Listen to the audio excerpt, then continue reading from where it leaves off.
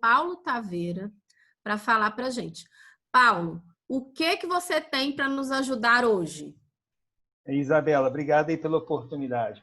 Pessoal, é o seguinte, eu não vou tratar aqui de como fazer a parte de assistir a aula que a Isabela já tratou de forma perfeita aqui, deu um monte de dicas para vocês, né? Eu vou falar de uma fase importante também, que muita gente tem esquecido, que é estudar depois da aula.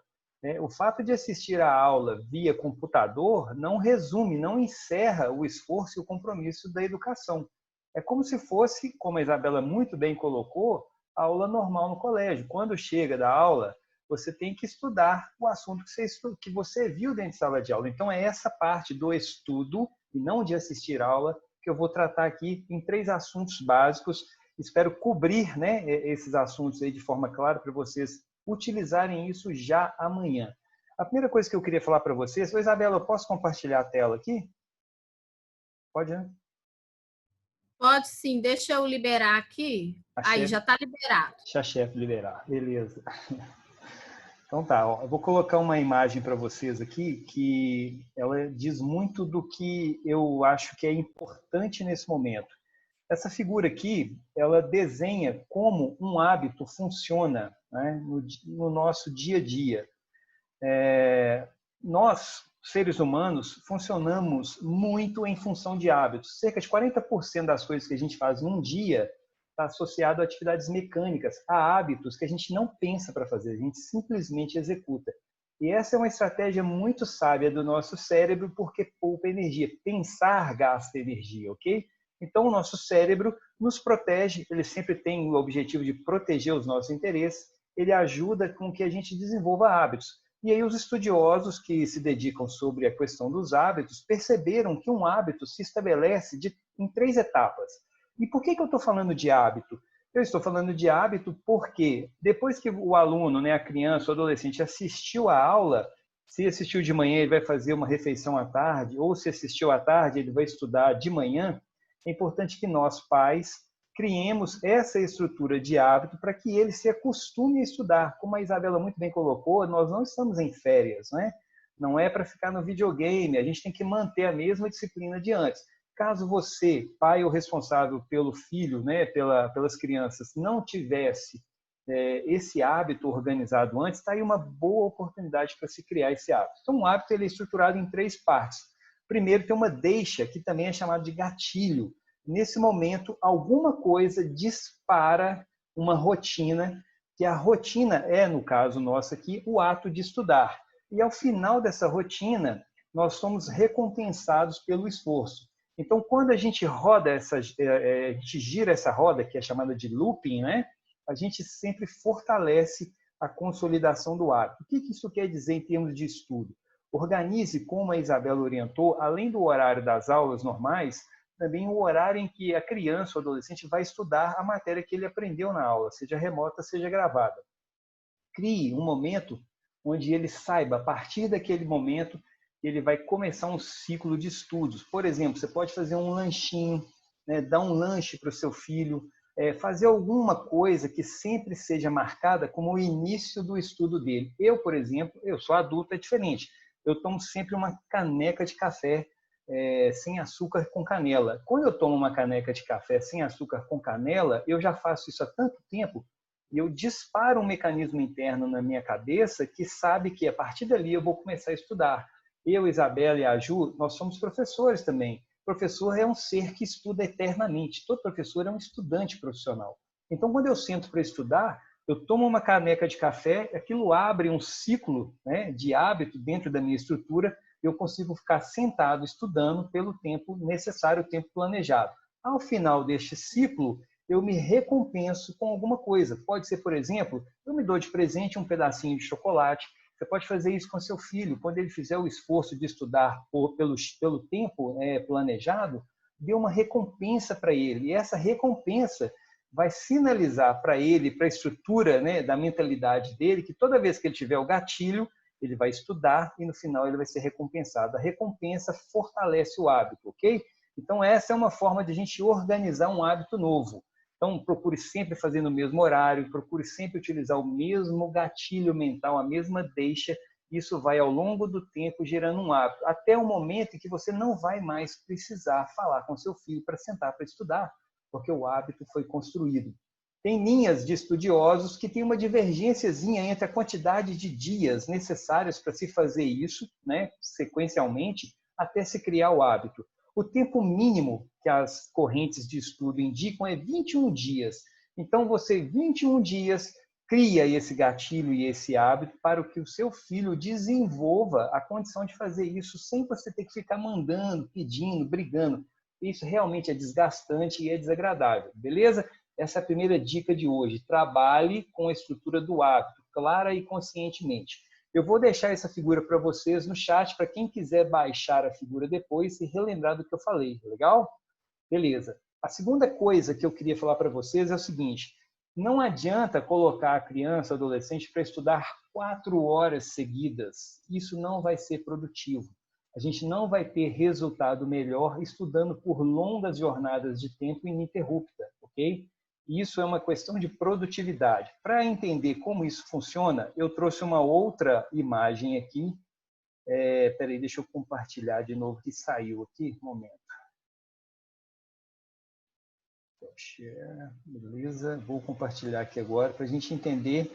Talvez vocês já conheçam, eu sou adepto, recomendo e oriento os meus alunos a utilizarem essa técnica, até porque eu também a uso. Alguém aqui já deve ter ouvido falar da técnica Pomodoro, que é uma técnica de produtividade. Pomodoro é tomate em italiano e essa técnica foi desenvolvida na década de 80 por um italiano chamado Francesco Cirillo. Ele era um estudioso de produtividade e ele usava um reloginho de cozinha que era na forma de um tomate. Por isso que a técnica chama-se Pomodoro. Qual é a ideia da técnica, pessoal? Não coloque seu filho para estudar 1 hora direto. Busque trabalhar em blocos de tempo, né? A técnica Pomodoro trabalha com o conceito de que tem que ter um esforço e um descanso, um esforço e um descanso, um esforço e um descanso. Por quê, pessoal? Especialmente nos dias atuais, a atenção desses adolescentes, dessas crianças, ela é muito fugidia. Passa uma mosca, ela já está olhando para outro lugar, é muita informação. São crianças, muitas delas nativas digitais, já estão mexendo com a internet desde que nasceram. Então, a gente não pode forçá-las a ficarem sentadas por 2 horas estudando, porque isso não vai ser proveitoso. Depois de um certo tempo, a atenção, a qualidade da atenção que eles têm no estudo cai vertiginosamente, cai drasticamente. Então, o esqueminha da técnica Pomodoro é o seguinte: você dedica um tempo, você fica do lado do seu filho, se ele for menor, se ele não tiver condição de organizar isso. A minha filha de 16, que fez 17 anos hoje, usa essa técnica há 4 anos e ela consegue resultados excelentes. Então, ela estuda durante 25 minutos, sem perturbação, fecha a porta, bloqueia as coisas, não mexe na internet, ok? A internet é um problema, a pessoa vai consultar na internet alguma coisa, dali ela olha um site, olha outro e aí vai embora, né? Então, a internet é um vilão que rouba tempo.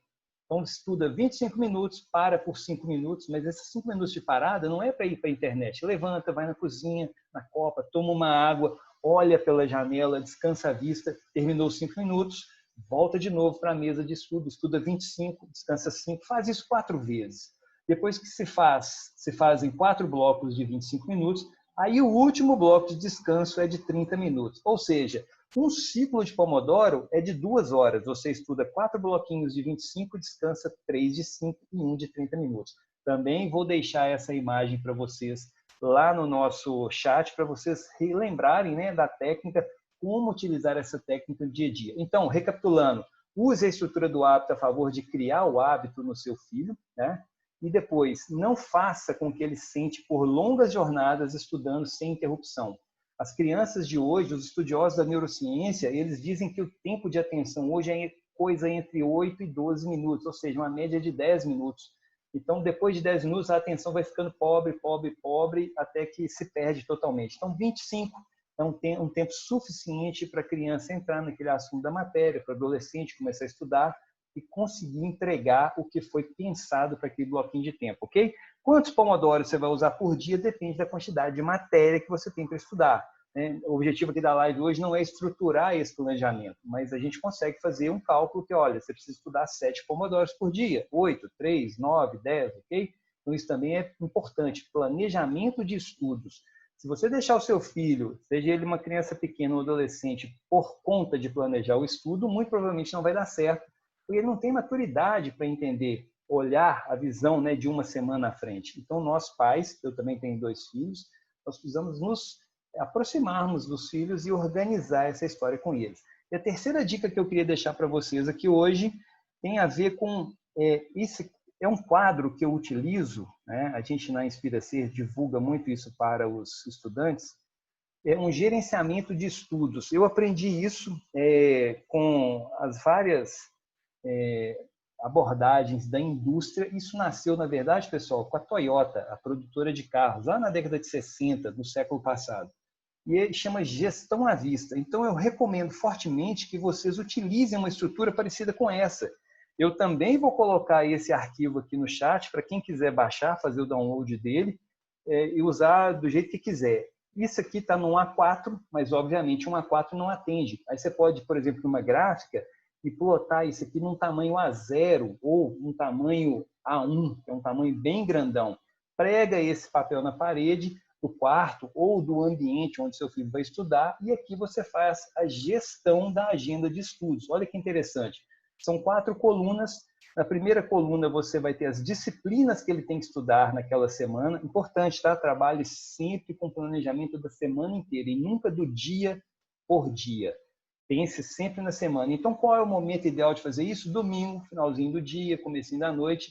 Sente com seu filho e veja qual é o material que a gente vai estudar nessa semana. Planeje isso e deixe isso organizado para que na segunda-feira, assim que ele terminar de assistir a aula, se a aula for de manhã, ou antes de assistir a aula, se a aula for à tarde, a primeira coisa que ele faça é olhar para o quadro dele e saber quanto ele precisa estudar. Isso aqui é muito poderoso. Então, nessa primeira coluna, você pode usar post-its, né, que são aqueles papeizinhos adesivos, e escrever o nome da disciplina, matemática, história, geografia. Cada linha você coloca uma disciplina.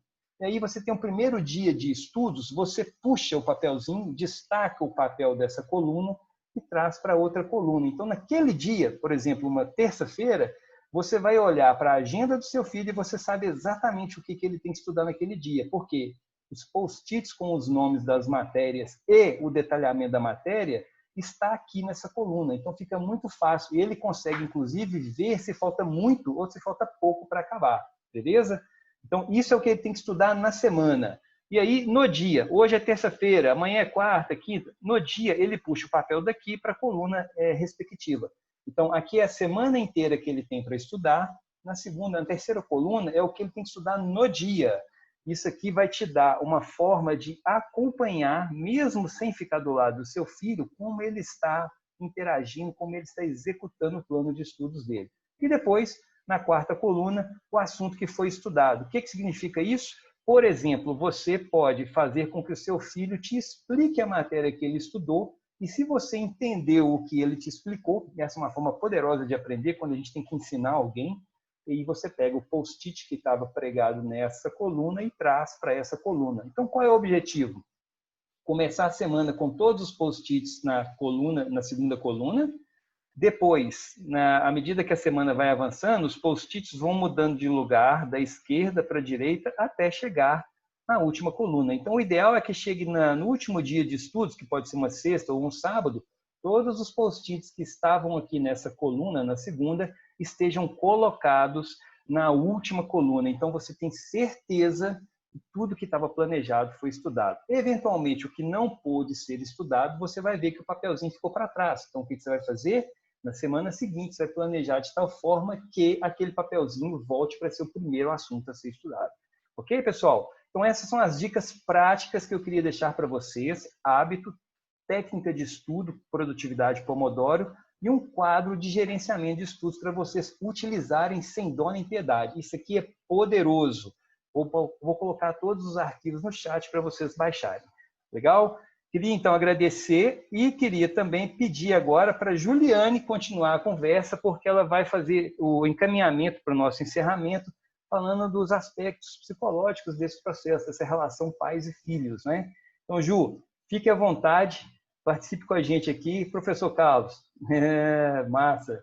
Fala para a gente, Ju. Obrigado. Obrigada, Paulo. Importante mesmo conectarmos todas essas ferramentas com a nossa parte humana, né? Porque não tem como a gente vivenciar esse mundo, a Isabela bem falou, né?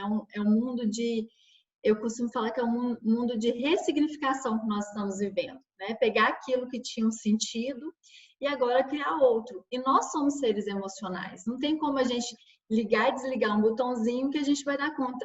Menino, vem para cá agora, que agora é a hora da escola. Ele está lá fazendo alguma atividade, tem que parar tudo e achar que ele vai desconectar emocionalmente com aquilo que ele estava conectado e começar. Tem até uma pergunta depois, várias, né? Perguntas aqui, Isabela, uma até pertinente, que depois a gente vai falar. Mas eu quero começar falando da importância da emoção nas nossas vidas, né? Algumas pessoas, elas acreditam que fazer gestão da emoção é não sentir nenhuma emoção que nós chamamos de negativas. E não é verdade. As emoções, elas são parte inerente da nossa construção enquanto pessoas.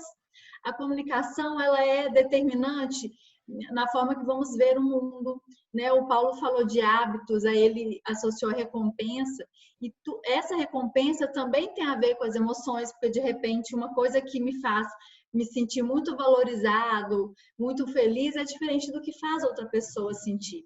Então as emoções, elas são essenciais, então a gente tem que aprender a escutar as nossas emoções. E nesse momento, por que nós pensamos como não enlouquecer?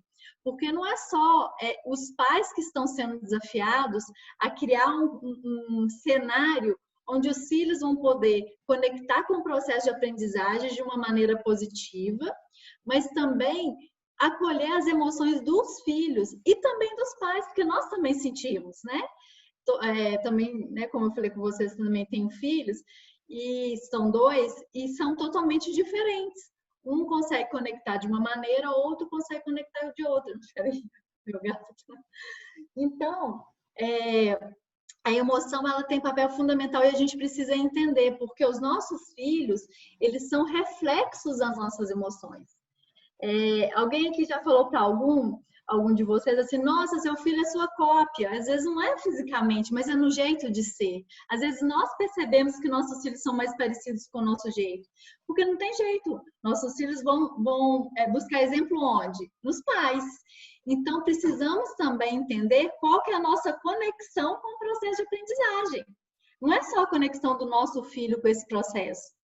O que significa estudar para a gente? Né? Então, é essencial a gente também entender qual que é a função do aprender para nós pais. Ah, mas eu já estudei, né? Eu escuto muito isso, assim. Ah, mas agora quem está estudando é meu filho, eu já estudei, eu não tenho que estudar. O que eu estou passando? Qual que é a ideia, qual que é o sentido que eu estou passando para o meu filho de estudar? Né? Que é só aquele momento que eu estou na escola, é o que a Isabela falou no início. Todo mundo aprende, todo mundo ensina o tempo todo. Não só no ambiente escolar, né? Então, é essencial a gente entender como estamos lidando com as nossas emoções para a gente acolher as emoções dos nossos filhos. É importante a gente ensinar que tem limite, né? Tanto o Paulo quanto a Isabela falaram muito bem dessa questão.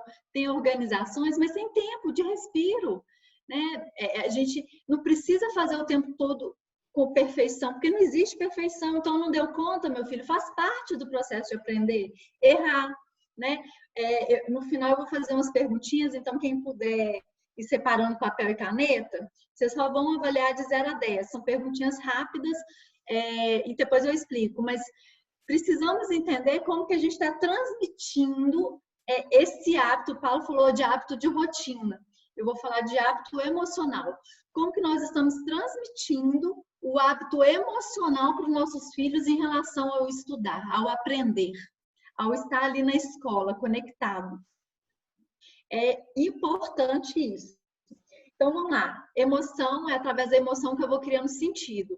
Por exemplo, o que me faz não atravessar uma avenida super movimentada com um sinal de pedestre fechado? A minha emoção, que é o meu medo, né? Que é uma das emoções básicas, que a gente chama de primárias. Então, a emoção, ela tem papel fundamental no nosso existir. E também tem papel fundamental no aprender. Ninguém aprende sem conectar emoção, sem conectar afeto. Quem é que lembra do professor que mais gostava porque ele era super divertido, falava brincadeiras, fazia brincadeiras? Agora, aquele professor que era mais duro, rígido, a gente também lembra, porque a gente conecta também emoções, tanto as positivas quanto as negativas, né? Então, é essencial a gente entender que as emoções precisam ser acolhidas nesse processo do aprender. Não adianta querer sentar e exigir do filho que ele aprenda se é um dia que ele não está bem. E, às vezes, isso é muito subjetivo, né? O significado das coisas. Às vezes, para a gente pais, uma coisa que é pequena não chateia, para o filho de repente vai chatear. Ter perdido o final de uma disputa de videogame online. Pra gente, que é isso para mim é nada, mas às vezes pro nosso filho é. Então, tenta colher a emoção do seu filho naquele momento. E aí eu coloquei essa questão dos hábitos emocionais, a gente precisa ter também uma rotina emocional, né? Uma dica é ficar atento antes do momento de entrar online, como que tem sido essa rotina emocional para o filho? Eu lembro que teve uma fase que minha mãe sempre ficou com os meus filhos, assim, para que eu pudesse trabalhar. E aí teve uma fase que é uma fase mais difícil, né? Um de 4 anos, outro. E aí ela não conseguia estabelecer uma rotina saudável antes de ir para a escola, então era tudo muito corrido. E aí eu lembrava que no dia que os meninos ficavam comigo e eu conseguia ter essa rotina emocional, onde a gente fazia todo o processo de uma maneira mais calma, os meninos também eram mais calmos na escola. E o dia que eles estavam na minha mãe, que tinha essa rotina emocional mais tensa, porque a pressão, vai perder o ônibus, vai passar, você vai chegar atrasado. Isso tudo também impacta. Né? A Isabela falou da questão, não fique de pijama, né? Também não tente criar um ambiente emocional tóxico antes de começar as aulas, porque senão seu filho vai associar que ir para esse processo é uma coisa que é negativa, né? Vai gerar mal-estar. Então, isso é importante também. Outro ponto, o Paulo falou da produtividade, né? Ele deu algumas ferramentas e algumas dicas para a gente conseguir tornar o tempo dos nossos filhos mais produtivo. E aí eu vou dizer para vocês, produtividade tem total conexão também com a emoção. Se eu não consigo conectar meu filho emocionalmente com esse contexto, ele não vai produzir, não adianta cobrar. Não adianta insistir, ele precisa conectar, ele precisa gerar sentido. Então, eu falo que é um momento de ressignificação e que o nosso papel, a Isabela falou assim, né? Nós não seremos professores, concordo com a Isabela. Né? Apesar que acho que todo mundo acaba sendo um pouco educador, né, Isabela? Assim, no sentido que todo mundo ensina um pouco, nós precisamos ser pais incentivadores. A gente incentiva a aprendizagem para absorção de conteúdo ou para cumprimento de uma responsabilidade obrigatória lá de ter que ir assistir a aula, fazer uma avaliação. Isso é uma coisa em que, quando pais, a gente tem que refletir. Né? Lembra que eu falei o sentido do estudar? É o sentido de desenvolvimento ou é o sentido de cumprimento de algum dever? Né? E o estudar, ele não é só para desenvolvimento intelectual. O papel do aprendizado é também um desenvolvimento socioemocional. Hoje não fala mais de aprender para você aumentar o conteúdo teórico, intelectual. Você fala de uma maneira, você pega os conteúdos, quem aqui da minha época vai entender, não são coisas frias. Os textos, os livros, os exemplos utilizados em sala são práticos, são reais. Por quê? Porque nós não estamos falando só de aprender uma teoria que nunca vai ser usada. Nós estamos falando de aprender a viver a vida. Então, hoje a escola ela não ensina só matemática, ciência e português. Ela ensina a se relacionar, a aprender a lidar com as emoções. Né? A Isabela falou da flexibilidade, da criatividade, da adaptação. Isso tudo a gente já vive no contexto escolar, mesmo fora da pandemia. E a gente tem que trazer isso para dentro da nossa casa de uma maneira saudável. Né? Como que é isso? Criando essas rotinas que a Isabela trouxe. que o Paulo também trouxe, e pensando em conectar isso com emoção. Eu estou fazendo de uma maneira que meu filho, ele vai para esse momento, porque é um desafio mesmo, né, gente? Às vezes a gente está ali conectou com um momento de relaxamento, nossa, vai começar, peraí, deixa eu criar o clima, né? E a gente precisa entender, a gente está criando de uma maneira que o filho vai conseguir transitar como se ele estivesse num universo onde ele vai desenvolver as potencialidades dele? Ou ele vai estar ali só cumprindo uma obrigatoriedade de ter que estar numa tela onde no final ele precisa falar presente, senão ele vai receber uma falta? Não é isso que as escolas também querem, não é isso que a gente quer, né? Então, é muito nesse sentido. A gente precisa dar esse apoio emocional para que nossos filhos consigam lidar com esse momento também. Mas lembrando que também temos limites. Também somos humanos e também estamos aprendendo, né? Às vezes eu encontro muitos pais que eles são muito exigentes, tanto com os filhos quanto com eles, como se eles também tivessem que dar conta de dar esse apoio 100%. Tem dia que a gente também não está bem. Então, eu trouxe algumas dicas para ajudar a lidar com esse momento, e uma delas é: escute as suas emoções, seja generoso com as suas emoções, comunique com seu filho. Quando a gente fala assim, meu filho, desculpa, hoje eu não estou muito bem, né? Você vai evitar que você fique bravo com seu filho sem ele entender por quê, e ele construa outra crença, né? Porque os hábitos, eles também são construídos a partir de crenças, né? E algumas delas são limitantes. Então, comunique para o seu filho, também fale das suas emoções. Isso vai fazer com que ele também sinta aberto a sentir e expressar para vocês.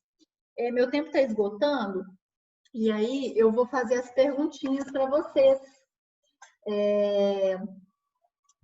Eu vou pedir para vocês numerarem cada frase que eu ler e avaliar, né? Dar uma nota de 0 a 10, né? Com vocês. Depois eu não vou pegar e vou fazer uma avaliação psicológica não, tá, gente? É só alguns pontos que a gente pode começar a refletir para entender se estamos sendo ou não pais incentivadores. O primeiro é, de 0 a 10. Meu filho conta alguma história que ele viveu naquele dia para mim? 2. Eu comunico com facilidade com meu filho?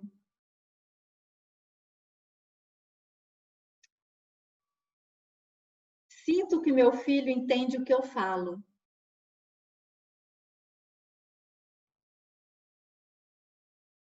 4.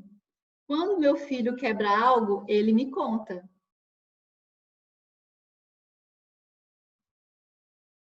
5. Brinco com frequência com meu filho? 6. Estabeleço rotina com meu filho?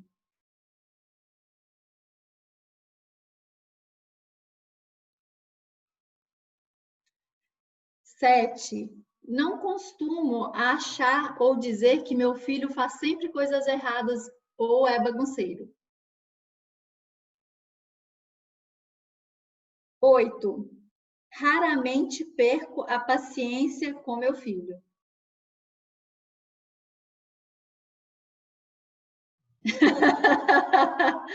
9. Tenho tempo definido e não abro mão deste tempo para ficar com meu filho.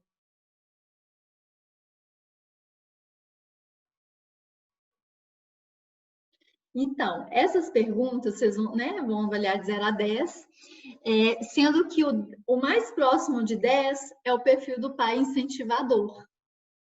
E o menos perto do 10 é o perfil que precisa ser mais desenvolvido. Precisamos ter 10 em tudo? Não, gente. Né? Ninguém tem 10 em tudo. Mas é só para ter um parâmetro para a gente entender onde a gente precisa evoluir. Todo mundo precisa e está tudo bem, ninguém é perfeito.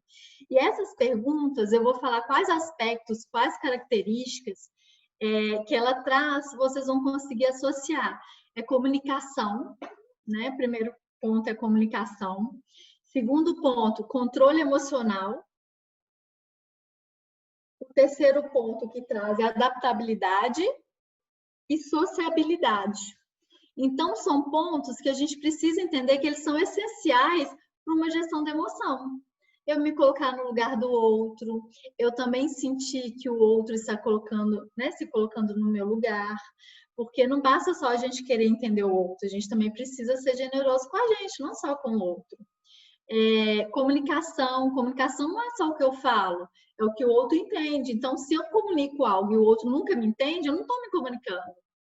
Né? A comunicação é aquilo que eu garanto que eu vou ser entendido, que eu vou conseguir expressar de forma clara e objetiva e vou atingir o resultado com a comunicação.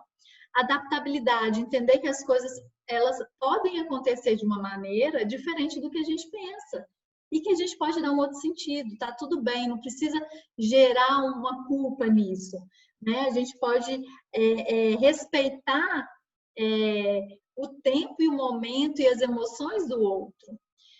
Enfim, acho que é um pouquinho disso, né? Como a Isabela e o Paulo falaram, é um tema muito relevante, muito amplo, com um tempo curtinho que a gente tem para pincelar. Eu trouxe algumas coisas que eu achei pertinente, que seriam aplicáveis, né, na rotina de vocês. Eu espero que tenham contribuído. E lembrem sempre de olhar para vocês, entender a emoção de vocês antes de tudo. Somos reflexos. Quer falar, Paulo? Eu quero, agradecendo aí a palavra, Ju. Pessoal, é o seguinte, estava pensando aqui, quando a gente estava fazendo essa live, eu sei que para muita gente foi muito corrido o que a gente falou, né?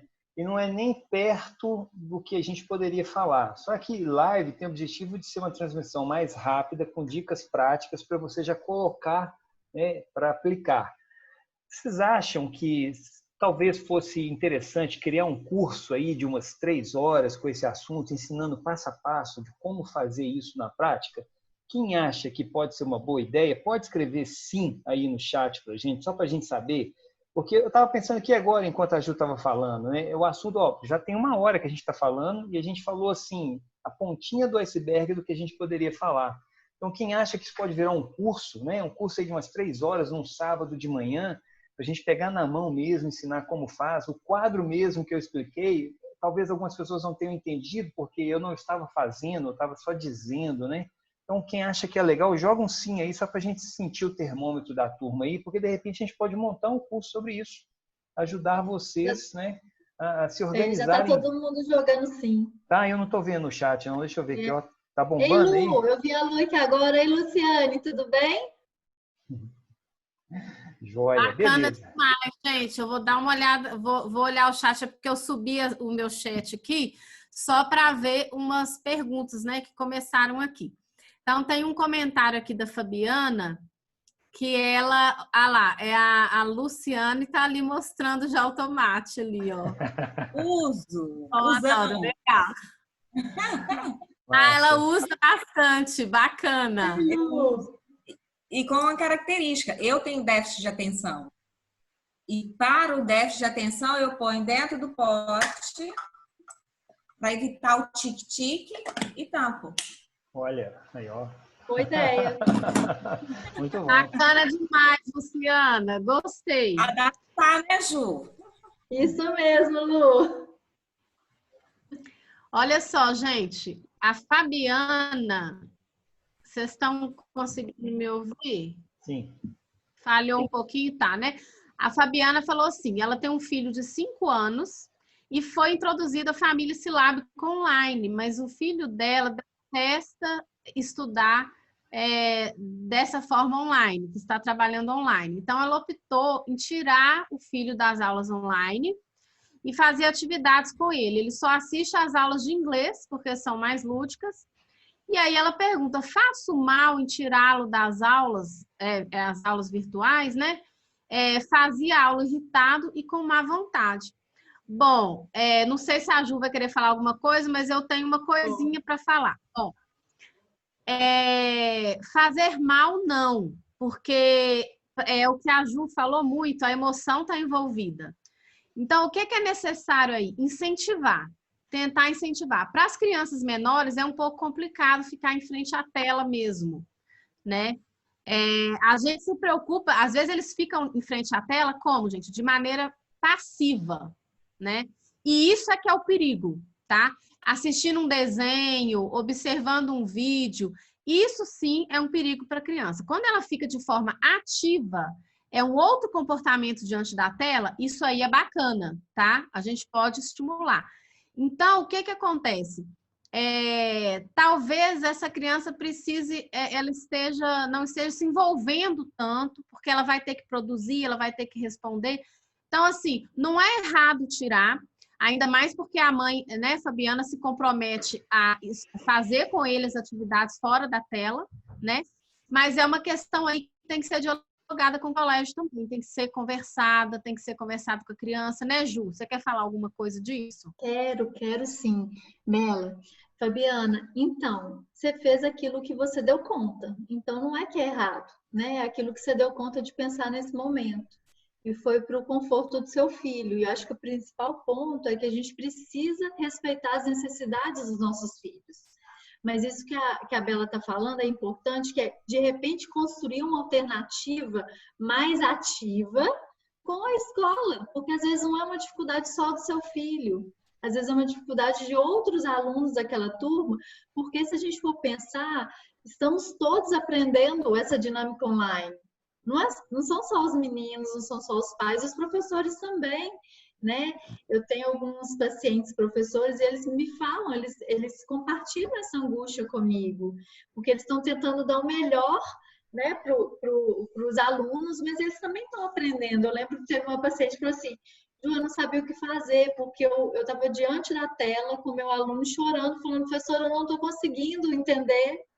Né? Então ela falou, eu comecei a chorar junto, porque eu não sabia, eu queria estar ali abraçando. Então é um cenário que estamos todos aprendendo, e às vezes você construir essa outra forma com a escola vai ajudar não só o seu filho, mas toda a turminha.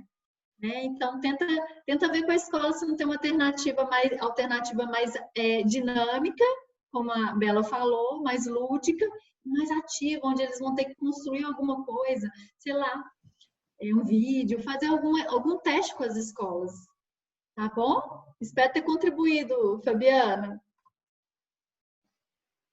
Acho que teve outra coisa aqui, né, Bela? A gente tem também muita gente falando que adora o método Pomodoro. Que ouviu hoje de um professor de inglês no Chile, no Cambridge Day.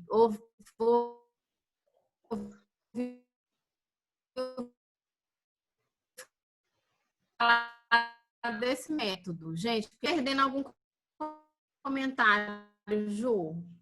Bela, eu não te ouvi, seu áudio ficou ruim, acho que você travou. Não ouvi o que você falou.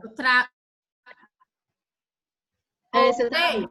Voltou, mas o áudio está meio oscilando. Mas pode continuar, vai. Tá. Desculpa.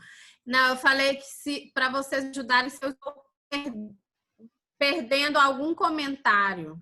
Tá. Não, eu acho que tem comentários aqui falando sobre que bom ouvir sobre o nosso emocional, né? Porque nós estamos tão atentos aos aspectos angustiantes do momento que a gente esquece talvez de dar essa atenção para o nosso lado afetivo mesmo, né? E eu não falei isso, mas vou deixar mais uma dica, filtrem as informações, gente.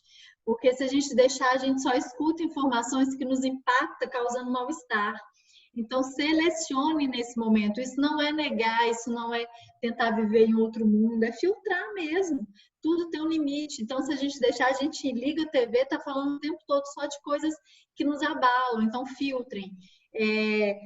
Eu acho que foi isso. Todo mundo dando sim para o curso, aí nós vamos pensar nisso. Tem outra aqui, a Daniele. Tem a Daniele aqui, Bela. Você quer ler ou pode ler? Pode ler. Meu filho tem 6 anos e tenho medo da alfabetização dele estar sendo comprometida com as aulas online, já que ele não consegue prestar muita atenção às aulas. A escola está pensando em repor a matéria quando voltar às aulas presenciais? Bela, você fala, depois eu falo um pouquinho dessa atenção, tá? Tá, joia. Bom, gente, a questão é aquilo que eu disse, né? Nós não podemos esperar voltar às aulas presenciais. Então, temos que imaginar que talvez essa alfabetização vai acontecer pelas telas. Então, vamos tentar estimular isso aí, falar com as crianças, conversar muito com o colégio, porque isso pode acontecer sim, né? Fácil não é, né, Ju? Pessoal, nosso tempo está chegando no limite aí, né? Vamos só para as considerações finais aqui. Pode ser, Bela? Pode ser, Ju? Pode sim. Tá. Eu só queria falar desse tempo de atenção, Tá, principalmente desculpa. nessa idade, mamães e papais, acontece isso mesmo, né? O tempo de foco do nosso filho, quanto mais novo ele é, menor é também. Então, é sempre construir isso com a escola, de repente, de reformular a forma que está sendo entregue os conteúdos, para facilitar essa questão do foco e atenção deles, tá? É uma questão neurológica mesmo, da idade, do desenvolvimento mesmo, tá? Legal. Antes da Bela encerrar, que ela é a anfitriã aqui que nos convidou, eu queria agradecer a presença de todo mundo em nome da Escola Inspira Ser.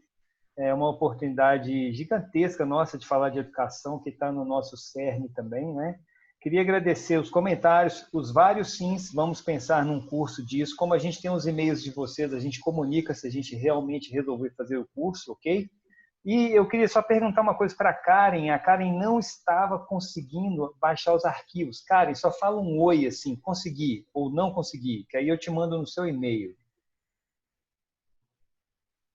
Beleza, eu também quero, enquanto o Paulo espera a mensagem da Karen, agradecer imensamente, Bela, pelo convite, agradecer a todos vocês pela contribuição. É muito gostoso quando a gente tem um bate-papo, né?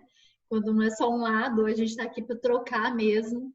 E então queria também agradecer vocês, porque sem vocês, com essa participação ativa, não faz sentido. Obrigada. Beleza. Paulo, só registrando, ela não conseguiu, tá joia? Eu vi aqui. Depois a gente pega o e-mail dela. Anota o nome dela, que a gente pega o e-mail lá e manda. Legal. Pessoal, então eu também quero agradecer a presença de todos vocês no nosso encontro virtual. Eu tenho certeza que vocês estão saindo daqui com ideias novas, com questionamentos novos, e isso é bom, porque a gente só melhora alguma coisa quando se sente incomodado e decide tomar uma iniciativa. Então, muito boa noite, agradeço a presença, até a próxima. Tchau, tchau. Beleza, Obrigada, moçada. gente. Um abraço. Fiquem todos bem. Hein? Beijo, boa noite, fiquem com Deus. Tchau, tchau. Parar de gravar, né, Bela? Parei.